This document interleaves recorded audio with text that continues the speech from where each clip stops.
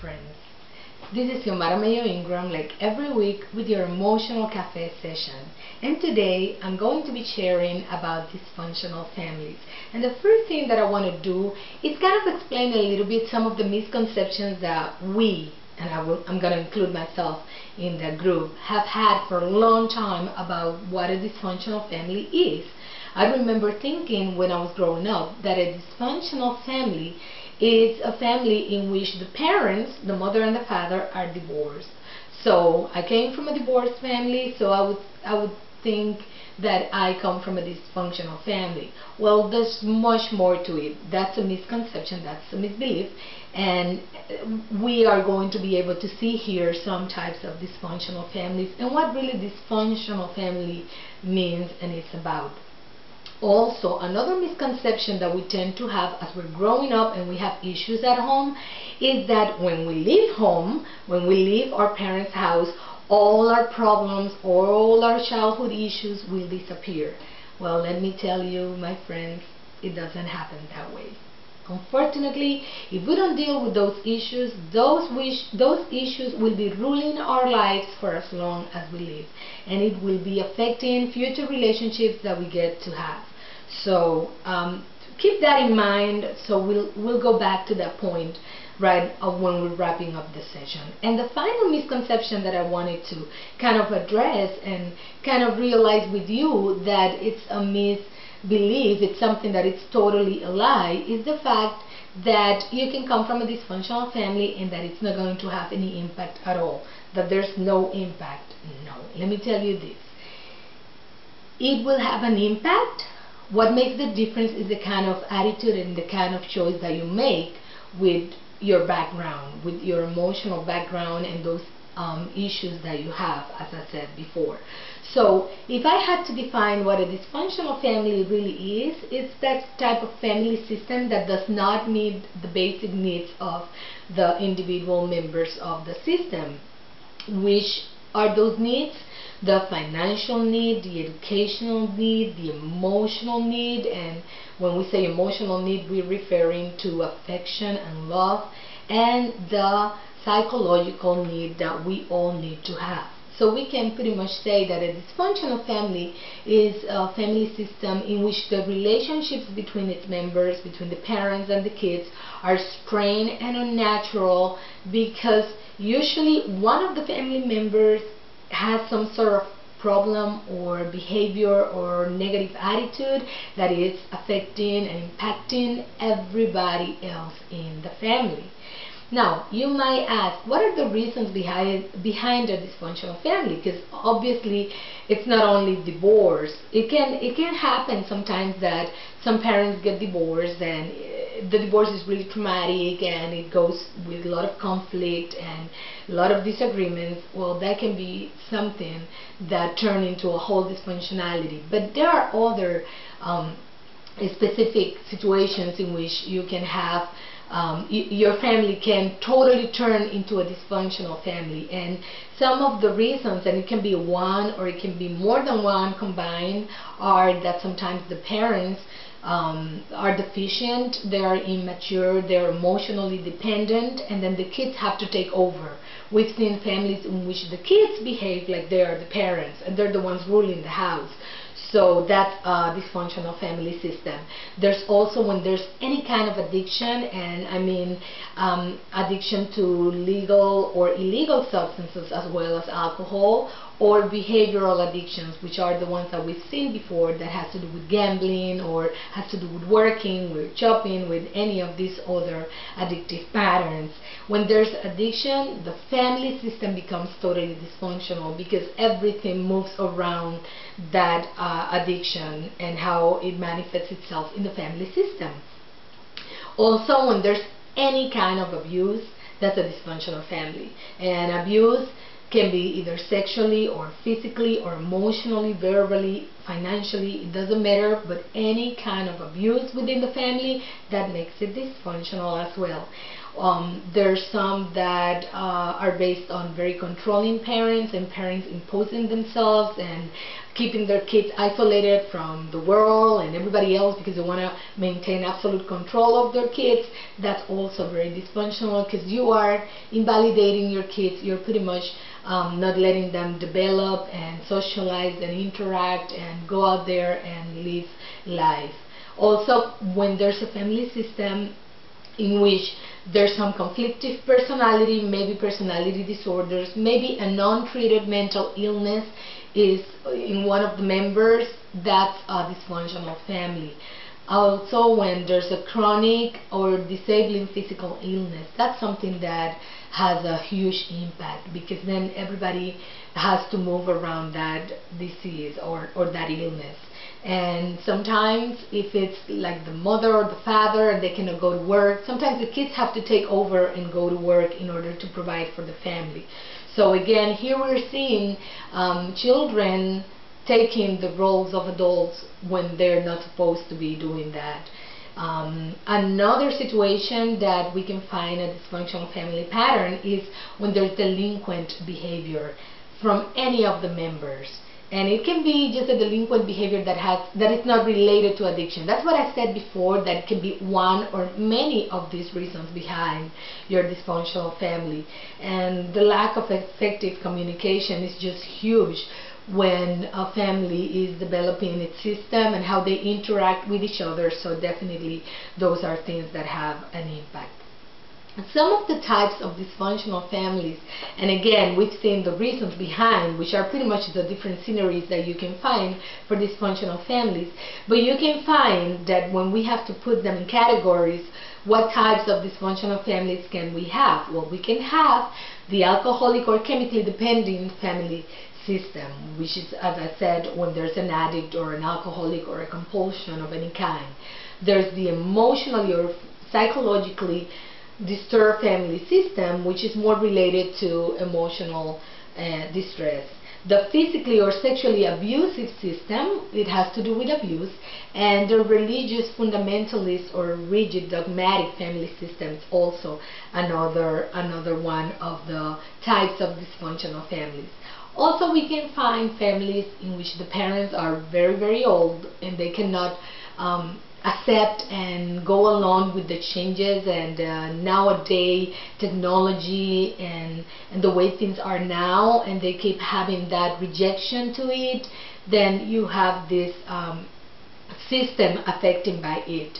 Same thing happens with immigrant parents who don't know the new language or they don't accept the new culture, so they are in this new country but they are not fully immersed, and then there's this contradiction in the family as well. There's some family system in which the dysfunctionally pattern shows that the same gender parent never gets involved in the other parent's interaction with the kid.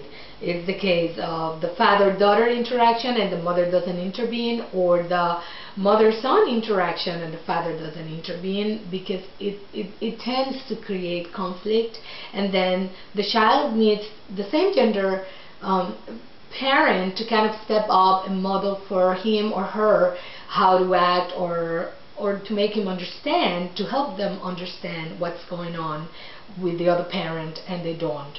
So it's really confusing and it turns to create conflict and drama. There's also family systems in which the kids have no contact at all with the extended family of those parents because of previous conflicts and previous situations and problems. And therefore, they know there's this family out there that is not part of their lives. So they kind of grow up isolated and questioning why they don't have that interaction with the other family members. And finally, when there's an intense rift that brings some sort of animosity and conflict between family members, that also creates a lot of drama. And as you can see in these scenarios, probably the parents are still together and you can still see the dysfunctional family behavior there. Now, there are other exceptions, or better say, there are other type of dysfunctional families that we can find, like the family system with the same gender parents. This is when two people from the same from the same gender adopt children. That's what happens usually with gays and lesbian marriages, and then they're raising a kid, and then the kid starts being in conflict and questioning the whole family system because it's different from others. So that can create some conflicts and drama and create a dysfunctional family as well. Also, when there's two divorced people that get married and they bring kids along to the new family system and they don't get along well, they don't get used to it, they don't adjust to the new situation, that can also create a lot of chaos. And finally, when there's a single parent family system, it can be due to a divorce or due to abandonment or due to death in the family, but somehow is the father raising the kids alone or is the mother raising the kids alone.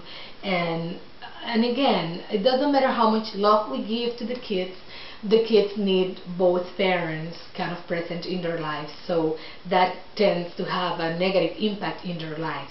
So my general consideration about the whole dysfunctional family is as it is. Some people, they never get over the fact that they come from a dysfunctional family, while others, I can tell you, we've had amazing, brilliant people around the world that have come from the most dysfunctional families ever, and yet they made it, and they made something with their lives. What is the difference between one group and the other? My dear friends, it's the choice we make. It doesn't matter where you're coming from. It doesn't matter what family system you were raised. But you need to get past the fact that your family system didn't provide for you or that your family system was dysfunctional. Because guess what? You're not going to be able to change that. But what you can change is what you're going to do next. The kind of family that you want to nurture and develop and have by yourself.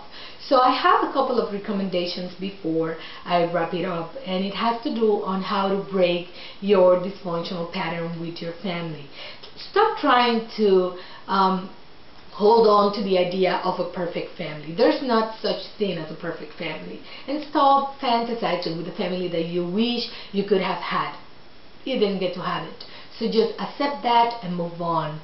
And be aware of the dysfunctional pattern that you come from, so you can try to change yourself. You can try yourself not to repeat those patterns, but you have to accept that you cannot control the other people. You have no control over them and you cannot change them. So don't even try to go there.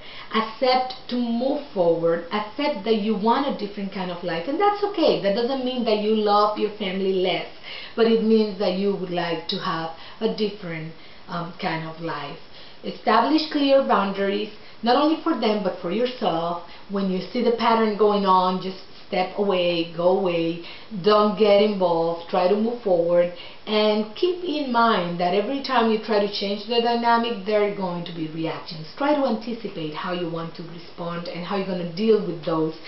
So when they start with the pattern and the manipulation and trying to make you feel guilty about changing part of the interaction with them, you can actually take over. And don't give up if you find yourself falling into old patterns. It doesn't happen overnight.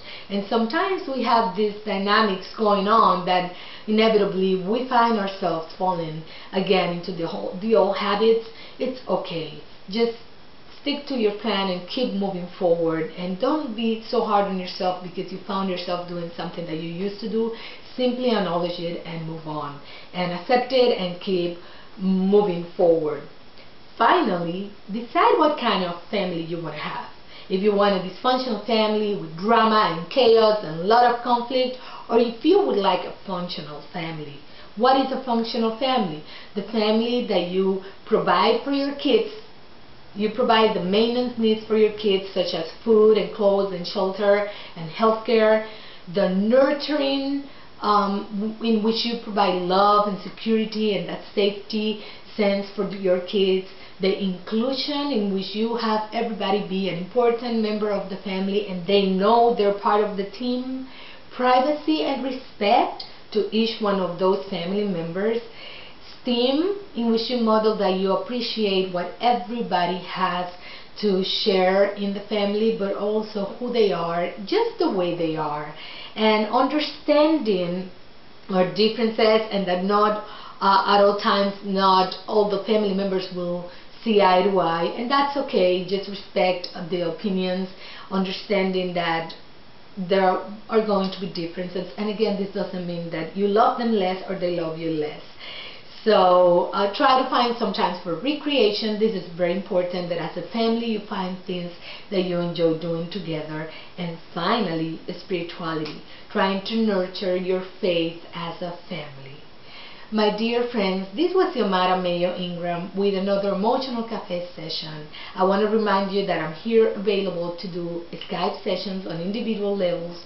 So if you would like to have a personalized session to help you with this issue or any other issue you might have, send me an email. Go to our webpage and find my email and send me an email, and I will personally contact you and coordinate a session via Skype. It doesn't matter which part of the world you are. I promise that we will make it work. See you next week.